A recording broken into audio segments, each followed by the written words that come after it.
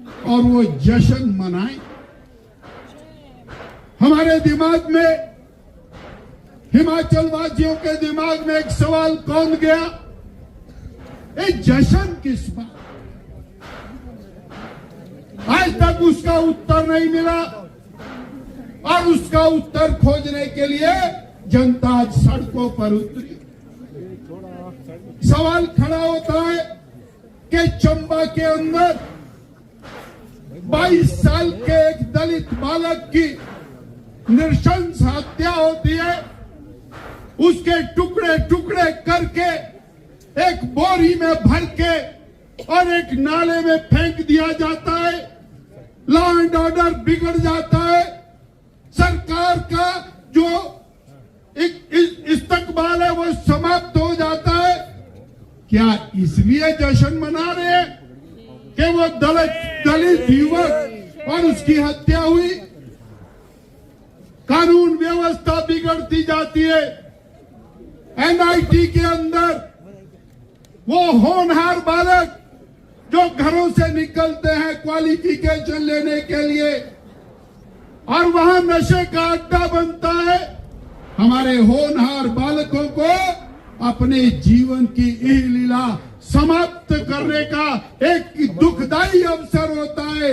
क्या इस बात के लिए आज सरकार जश्न मना रही है कि मुख्यमंत्री के अपने गांव में इंजीनियरिंग के छात्रों का जीवन समाप्त हो?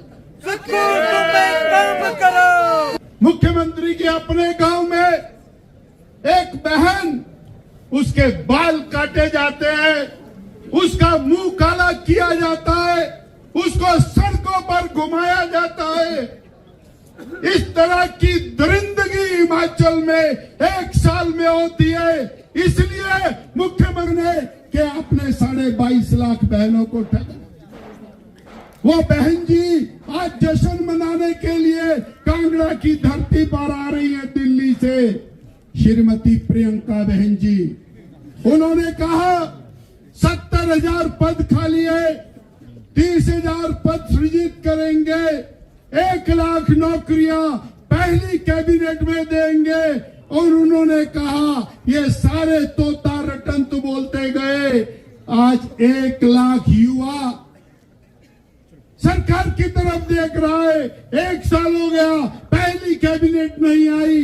जैसा भारद्वाज जी ने कहा, इन्होंने कहा ना रहेगा बांस, ना बजेगी बांसुरी, ना मक्खी बैठने के लिए नाक रहेगा, ना मक्खी बैठेगी। और इन्होंने संस्थान ही बंद कर। इस झूठी सरकार को नहीं चलेगी। आज तक के 70 साल के इतिहास में 1 साल के अंदर एक भी नौकरी ना देने वाली ये सरकार। साथियों, किसानों को ठगा, बहनों को ठगा, युवाओं को ठगा, आपने हर किसी को धोखा दिया। किसानों पर धोखा करने वाली सरकार नहीं चलेगी, नहीं चलेगी, नहीं चलेगी। किसानों के साथ धोखा करने वाली सरकार हो बर्बाद, हो बर्बाद, हो बर्बाद। अरे जश्न है किस पर? ये पता तो लगना चाहिए कि जश्न किस पर। क्या इस बात का जश्न मना रहे हैं कि हिमाचल प्रदेश में आपदा आई? क्या इस बात का जश्न मना रहे हैं कि आज सारी सड़कें टूटी हुई जिनको आप रिपेयर नहीं कर सके? क्या इस बात का जश्न मना रहे हैं कि लोग बेघर होकर के टेंटों में और धर्मशालाओं में और दूसरे के घरों में रह रहे हैं? बहुत शर्मनाक है। हिमाचल प्रदेश बहुत पीछे गया। 5 साल भारतीय जनता पार्टी की सरकार रही। आदरणीय श्री जयराम ठाकुर जी के नेतृत्व में सरकार ने जनहितैषी कार्य किए, हिमाचल को विकास की नई ऊंचाइयों पर पहुंचाया। डबल इंजन की सरकार थी और आपने क्या किया?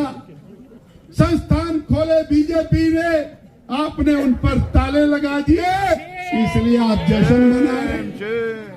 प्राइमरी हेल्थ सेंटर चल रहा था, मरीजों की सेवा हो रही थी, आपने ताले लगा दिए, आप जश्न मना रहे। जयराम जी की सरकार ने 125 यूनिट बिजली दी थी फ्री में। आपने कहा अरे जयराम जी कुछ नहीं, 125 यूनिट क्या होता है, हम 300 यूनिट देंगे। वो क्या होता है भाई, वो गपौड़ शंख सुनिए ना कहानी। ये क्या होता है छोटा शंख, हमको 125 नहीं 300 यूनिट देंगे, हर किसी को देंगे।